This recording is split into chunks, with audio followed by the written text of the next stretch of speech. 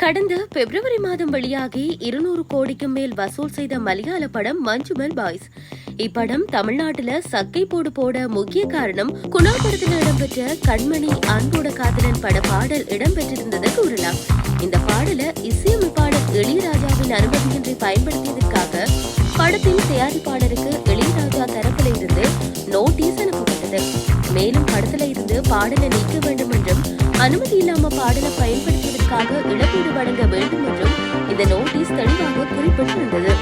குணா படத்தில் இடம்பெற்றிருந்த அந்த பாடலை படத்தில் பயன்படுத்துவதற்கான உரிமத்தை குணா படத்தின் தயாரிப்பாளரிடம் கேட்டு அதற்குரிய தொகையையும் முன்பே செலுத்திவிட்டதாக மஞ்சுமல் பாய்ஸ் படத்தின் தயாரிப்பு நிறுவனம் தெரிவித்திருந்தது. ஆனால் தான் இசையமைத்த பாடலின் உரிமம் முழுவதும் தனக்கே சொந்தமானது என்றும் தன் அனுமதியின்றிதான் இசையமைத்த பாடல்களை பயன்படுத்துவது சட்டவிரோதமானதென இளையராஜா அனுப்பிய நோட்டீஸில் விளக்கப்பட்டிருந்தது. இதனால அந்த விவகாரம் தமிழ்நாடு மற்றும் கேரள சினிமா உலகில பெரும் கவனம் பெற்றது.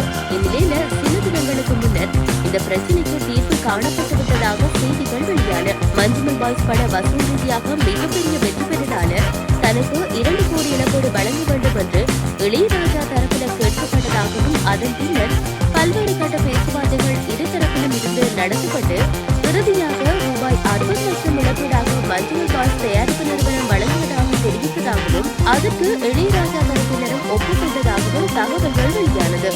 இந்நிலையில இசையமைப்பாளர் இளையராஜாவுக்கு மஞ்சுமல் பாய்ஸ் படக்குழு தரப்பிலிருந்து இழப்பீடாக இன்னும் பணம் எதுவும் கொடுக்கப்படவில்லை என தெரிவிக்கப்படுது. அதாவது இளையராஜாவின் PRO மற்றும் அவரது வழக்கறிஞர் தரப்புல இளையராஜாவுக்கு இழப்பீடு வழங்கப்பட்டதாக வெளியான தகவலுக்கு மறுப்பு தெரிவிச்சிருக்காங்க. மஞ்சுமல் பாய்ஸ் படம் மட்டுமில்லாம லோகேஷ் கனகராஜ் இயக்கத்துல ரஜினி நடித்து வரும் கூலி படத்தின் அறிவிப்புல தனது பாடலை பயன்படுத்தியதற்காக படக்குழுவுக்கு இளையராஜா நோட்டீஸ் அனுப்பியிருக்காரு.